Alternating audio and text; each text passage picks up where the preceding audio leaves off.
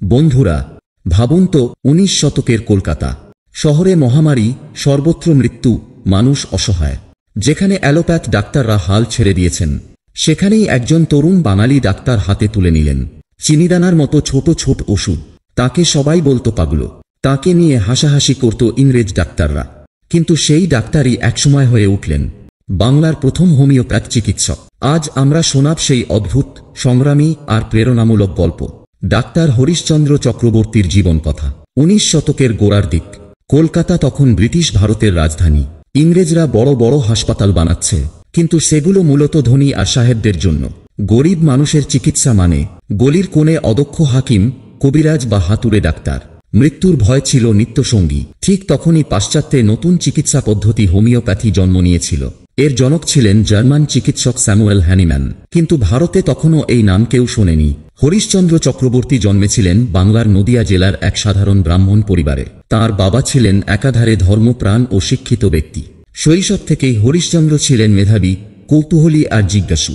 গ্রামের স্কুলে পড়াশোনা শুরু হলেও তার মন সবসময় ছিল জ্ঞানের খোঁজে। ছোট থেকেই তিনি মানুষের কষ্ট দেখে মর্মাহত হতেন।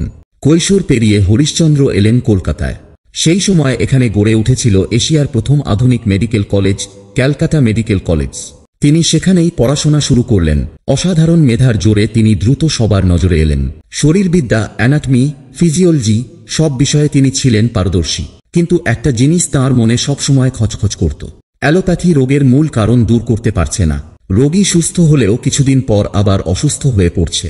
একদিন এক বিদেশি বইয়ের দোকানে তিনি পেলেন স্যামুয়েল হ্যানিম্যানের লেখা হোমিওপ্যাথির গ্রন্থ। তিনি কৌতূহলবশত বইটা পড়লেন এবং বিস্মিত হলেন।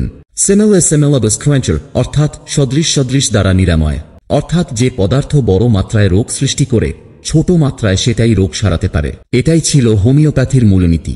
হরিশচন্দ্র অনুভব করলেন এ পদ্ধতি হয়তো ভবিষ্যতের চিকিৎসা। কিন্তু তিনি যখন এই নতুন চিকিৎসা নিয়ে কাজ শুরু করলেন, তখন সহকর্মী ও বন্ধুদের কাছ থেকে পেলেন কেবল বিদ্রূপ। কেউ বলল এ তো ভণ্ডামি, কেউ বলল চিনিদানা খাইয়ে ডাক্তার হওয়া যায় নাকি। এমনকি তার নামও হয়ে গেল পাগল ডাক্তার। কিন্তু হরিশচন্দ্র হার মানলেন না। তিনি গরিব রোগীদের বিনা পয়সায় চিকিৎসা করতে শুরু করলেন। শুরুর দিকে রোগী ছিল অল্প, কিন্তু তিনি অটল রইলেন। কয়েকজন সাধারণ মানুষ তাঁর ওষুধে আরোগ্য লাভ করল। কেউ জ্বরে ভুগছিল, কেউ চর্মরোগে, কেউ হাঁপানিতে। তাদের অনেকেই সুস্থ হল। কিন্তু এই ছোটখাটো সাফল্য যথেষ্ট ছিল না সমাজকে বোঝানোর জন্য। হরিশচন্দ্রের প্রকৃত পরীক্ষা আসল কয়েক বছর পর। ১৯ শতকের মাঝামাঝি কলকাতায় আঘাত হানল ভয়ঙ্কর কলেরা মহামারী। গঙ্গার তীরে ভিড় জমল শ্মশানে। দিনরাত লাশ পোড়ানোর ধোঁয়া শহর ঢেকে দিল। ইংরেজ ডাক্তাররা অসহায়। অ্যালোপ্যাথির কোনো ওষুধ কার্যকর হচ্ছিল না।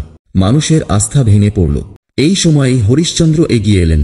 তিনি দিলেন হোমিওপ্যাথির ওষুধ। যাদের হাতে মৃত্যুর ছায়া, তাদের অনেকেই ধীরে ধীরে সুস্থ হতে লাগল। খবর ছড়িয়ে পড়ল, পাগল ডাক্তারই নাকি এখন একমাত্র ভরসা। মানুষ লাইন দিয়ে দাঁড়াতে শুরু করল তাঁর চেম্বারে। যে মানুষকে একসময় তুচ্ছ করা হয়েছিল, আজ তাকেই শহরের আশা বলা হচ্ছে। ইংরেজ ডাক্তাররা এটা মানতে পারল না। তারা সংবাদপত্রে প্রবন্ধ লিখল, এটা কুসংস্কার, প্রতারণা। কিন্তু রোগীর সুস্থতা ছিল সবচেয়ে বড় প্রমাণ। হরিশচন্দ্র বললেন, আমার বিজ্ঞাপন নেই, আমার প্রচার নেই, আমার পরিচয় রোগীর মুখে। কলেরার পর থেকেই বাংলায় হোমিওপ্যাথির প্রসার শুরু হল। নদিয়া, হুগলি, বর্ধমান থেকে শুরু করে ঢাকা, কুমিল্লা, চট্টগ্রাম সবখানেই মানুষ এই নতুন চিকিৎসা গ্রহণ করতে লাগল। অনেক তরুণ ডাক্তার হরিশচন্দ্রের শিষ্য হলেন। তিনি হয়ে উঠলেন ভারতের হোমিওপ্যাথির পথিকৃৎ। হরিশচন্দ্র জীবনের শেষ পর্যন্ত সাধারণ মানুষকেই চিকিৎসা দিয়েছেন। না ছিল রাজকীয় বাড়ি, না ছিল অঢেল সম্পদ। তাঁর আসল ধন ছিল রোগীর আশীর্বাদ। আজও কলকাতার অলিগলিতে যখন হোমিওপ্যাথির দোকান চোখে পড়ে, আমরা হয়তো ভুলে যাই এর পেছনে ছিলেন এক বাঙালি ডাক্তার, যিনি সমাজের চোখে একসময় ছিলেন পাগল।